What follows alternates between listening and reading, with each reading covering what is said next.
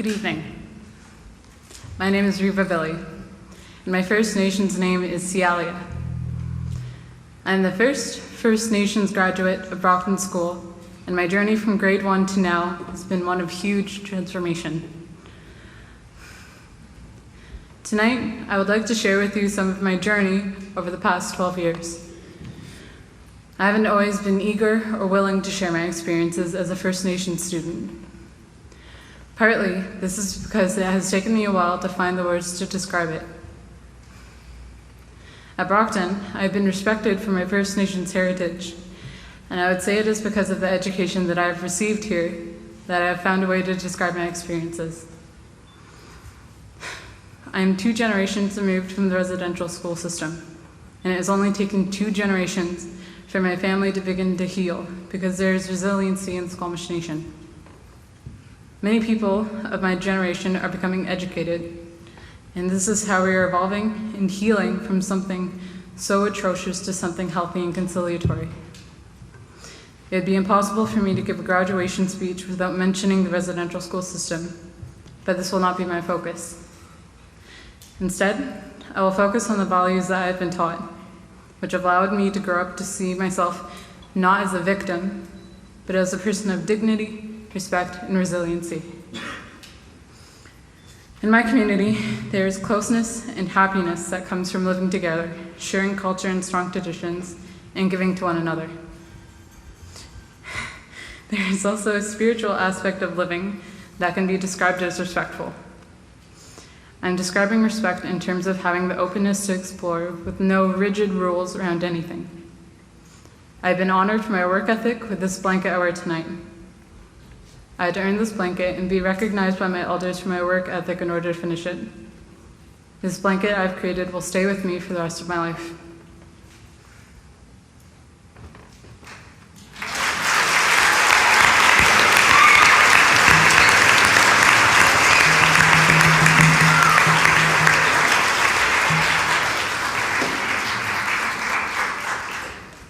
In my culture, we not only pay respect to our elders and our traditions, but also to the earth's resources. It is part of our culture to remain respectful of nature. For example, when we eat meat, we don't just eat the meat and leave some things out. We use everything.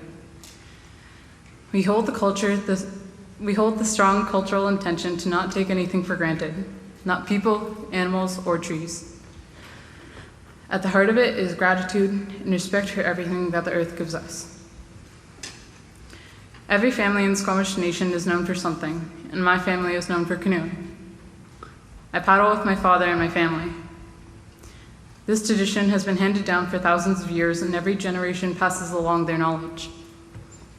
Even the way our canoes are chosen is respectful.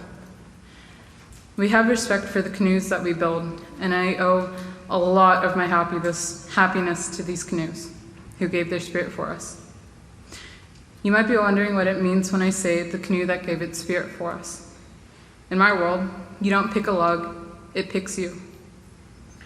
We make our canoes from massive trees, and we don't take this act lightly. When I paddle, I pay respect to this canoe and the tree that gave its life for me. I realize I'm a part of an unbroken chain of ancestral experiences that I can rely on the support of my community.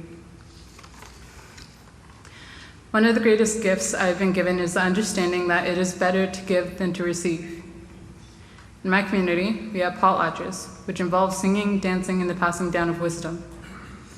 Leading up to the event, we collect items for children and the elderly, and every single person in the room receives something because my culture is one of giving.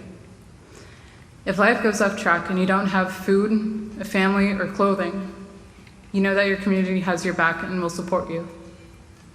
Everyone knows they are never alone.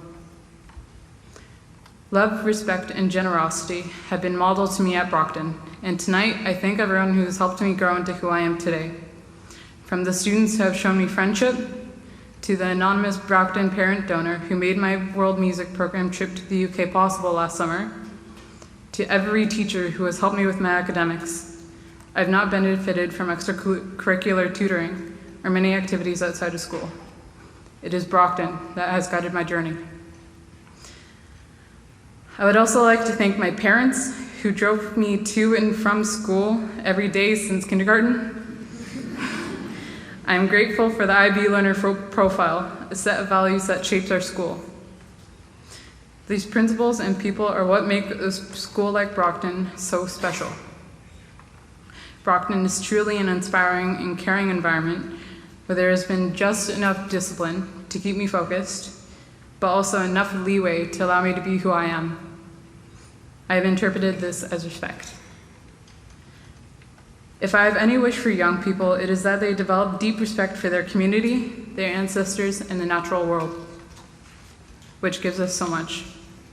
I hope they practice generosity and realize how little they need to be happy. We will now perform Xavier Rudd's song, Spirit Bird.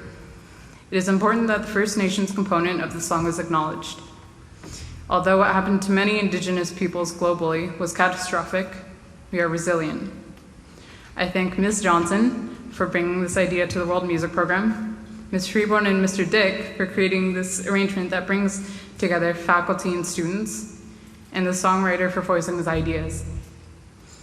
A special thank you to Alan Ross for his sensitivity in creating the visuals. I know he put many hours into this filming project, which begins with stark urban landscapes, and as the piece progresses, turns into warmer shots of some of the natural West Coast landscapes that were first inhabited by First Nations peoples. Thank you.